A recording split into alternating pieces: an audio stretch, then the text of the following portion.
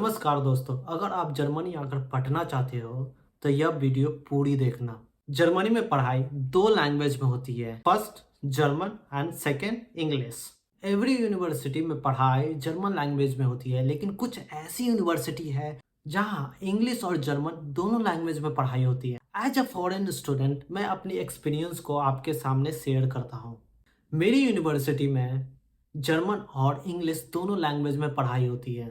मेरा कोर्स भी English language में है, लेकिन मेरे लिए जर्मन लैंग्वेज सीखना कंपलसरी है टिल A2 लेवल तक। यहाँ पर जर्मन लैंग्वेज को 5 लेवल में बांटा गया है: A1, A2, B1, B2, C1 and C2। C2 जो होता है वो मदर टंग होता है। अगर आप जर्मनी अगर पढ़ना चाहते हो या काम करने के लिए आप यहाँ पे आ रहे हो तो मैं आपको यही एडवाइस दूंगा कि आप कम से कम B2 लेवल तक तो करके ही आओ। इससे आपको बहुत सुविधा होगी। आपको जर्मन लैंग्वेज का कोर्स नहीं करना पड़ेगा। इससे आपकी टाइम को बचत होगी और इस टाइम का आप यूज जो होते हैं वो पार्ट टाइम वर्क के लिए कर सकते हैं, जिसमें आप कुछ पैसे कमाकर अपने खर्च को निकाल सकते हैं।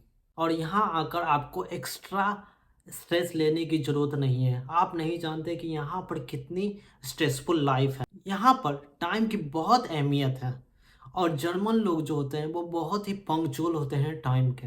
अगर आप इंडिया से हो तो मैं तो यही एडवाइस दूंगा कि आप जो है वो टिल B2 लेवल तक तो करके ही आओ। जब आप जर्मनी में लैंड करोगे तब आपको पता चल जाएगा कि जर्मन लैंग्वेज कितना इम्पोर्टेंट है। यहाँ पर जहाँ भी जाए, railway station, bus station, foreign office, government office, सारे के सारे काम जो होते हैं वो जर्मन लैंग्वेज में होते हैं।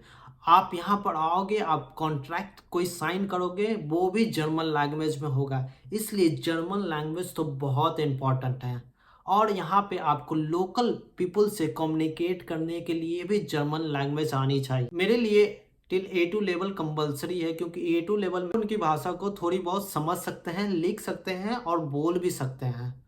इसलिए A2 लेवल तक कंपलसरी है यहाँ पे। अगर आप जर्मनी में काम करने के लिए आ रहे हो तो आपकी जर्मन लैंग्वेज जो होनी चाहिए वो फ्लुएंट होनी चाहिए। आपकी डिग्री में ग्रेड्स कितने भी अच्छे आए हो उससे कोई फर्क नहीं पड़ेगा, लेकिन आपकी जर्मन जो होनी चाहिए वो फ्लुएंट होनी चाहिए। वो यह देखेंगे कि आपकी जर्मन लैंग्वेज कितनी फ्लुएंट है, आप कितने अच्छे तरीके से अपने क्लाइंट को जो है वो समझा सकते हैं, आप अपने प्लान्स को रिप्रेजेंट कर सकते हैं उनके सामने इजीली वे।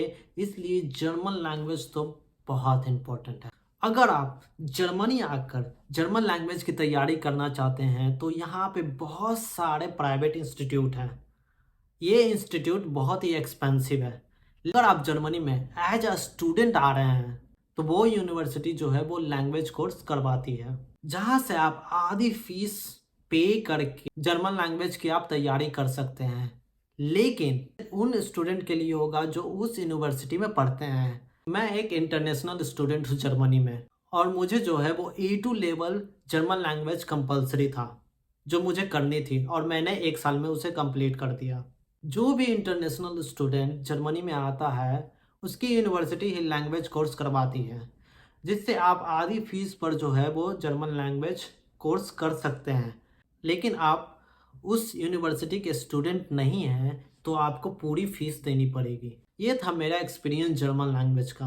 अगर आप जर्मन लैंग्वेज के इंस्टीट्यूट और फीस के बारे में जानना चाहते हैं तो आप मुझे कमेंट करें, मैं अगली वीडियो में वो सारी इन्फॉर्मेशन प्रोवाइड कर दूंगा। अगर आपको यह वीडियो अच्छी लगी है तो इस वीडियो को लाइक करो, अगर नए हो तो चैनल को सब्सक्राइब करो। तो आज के लिए इतना ही। जय भारत।